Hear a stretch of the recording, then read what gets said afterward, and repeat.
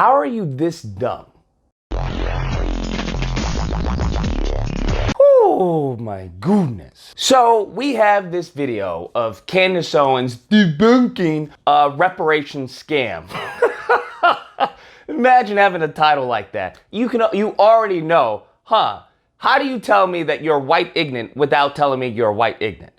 Nevertheless, I know Candace Owens. I've talked to her on several occasions, and Candace Owens is intellectually anemic and historically just ignorant. Because if I'm ignorant on something, at least I'm going to be quiet until I do my due diligence and research. But nevertheless, she just speaks freely.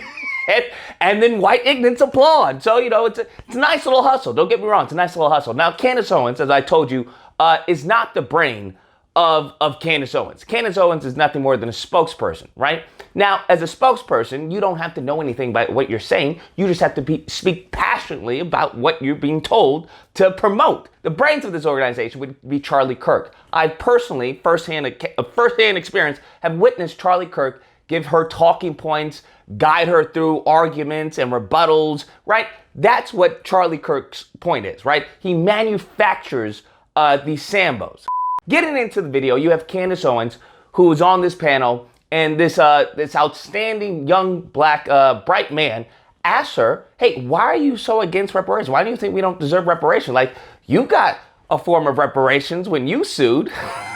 So, why don't you think we deserve reparations? I mean, you did get a check for a racist act back when you were in high school.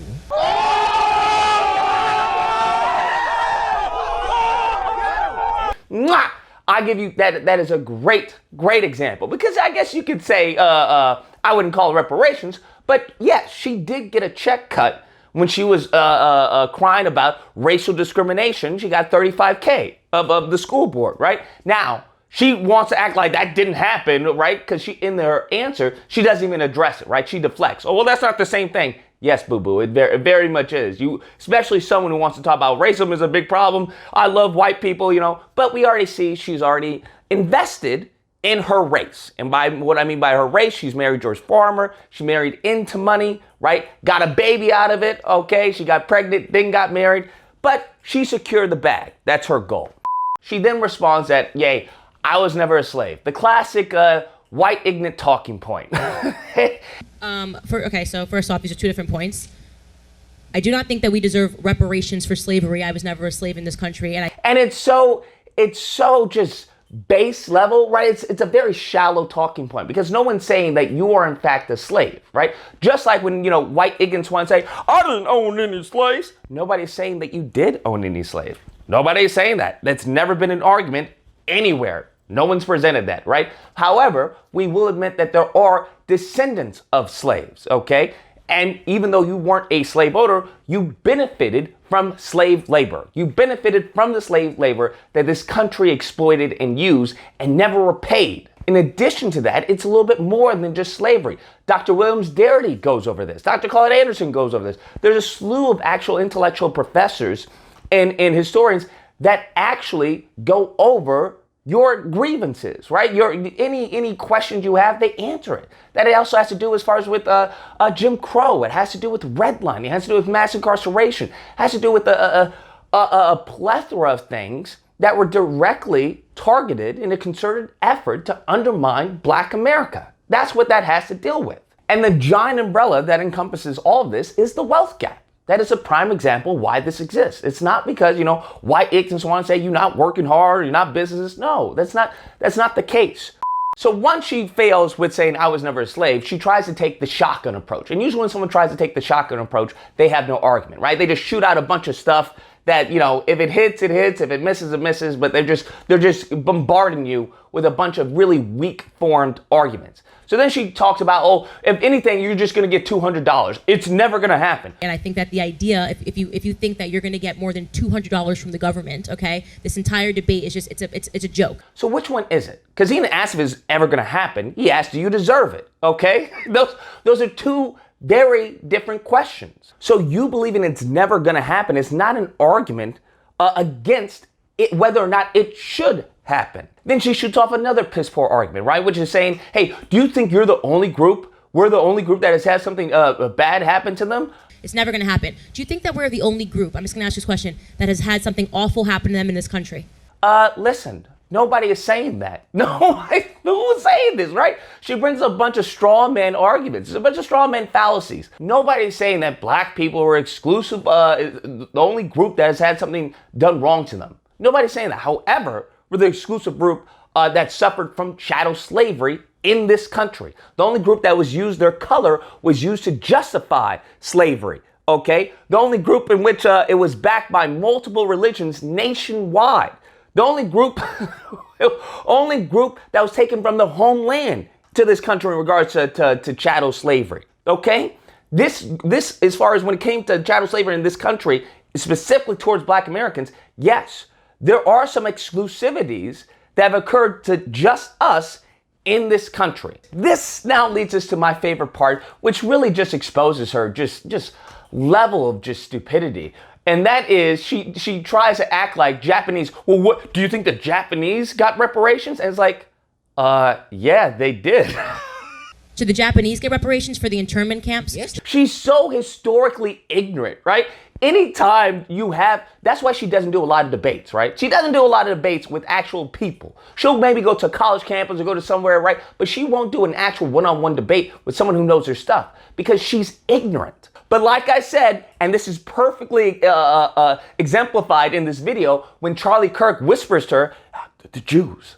And if you watch, you would see it all the video. He was, the Jews, because she's saying dumb. She's saying cuckoo for Cocoa Puffs, right? That happened to them? What about the Jewish people that happened to them?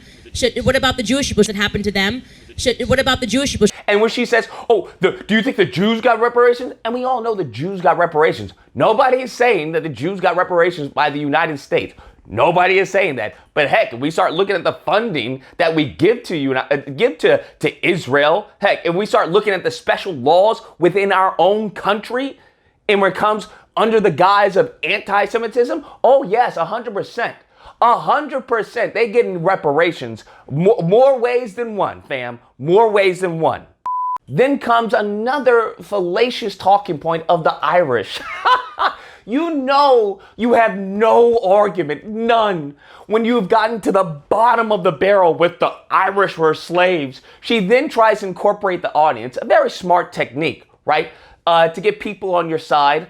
And that is, she asks audience, how many of you guys are Irish? Oh, should the Irish get a reparation? Should the Japanese get reparations for the internment camps? Yes, Should the do. Irish, Okay, all the there's Irish? 18 Who's Irish in this room? Raise your hand. Should they get, that's a lot of Irish people. Should they get reparations for the Irish need not apply during the Progressive era and all the terrible things that happened to them? The Irish were never slaves, okay? Irish were never chattel slaves. It never happened. They were indentured servants. Not the same thing. Once again, if you just have a cursory understanding of reparations, of history, of American history. But as I said, they view black history and American history separate. When many of these white ignorants, many of these white Republicans talk about American history, they're talking about white people. That's what they're talking about. They're not talking about black history, they're talking about white people. And you know this based off their ignorance of black history.